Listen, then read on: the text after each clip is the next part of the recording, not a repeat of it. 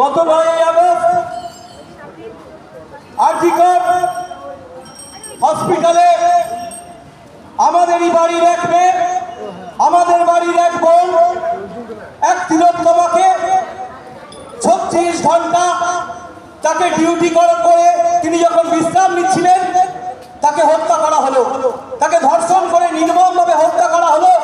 এবং তার থেকেও বড় অবিচার হলো সেই ধর্ষক খুনিদের আড়াল করার জন্য যে তথ্য প্রমাণ লোপাট করা হলো।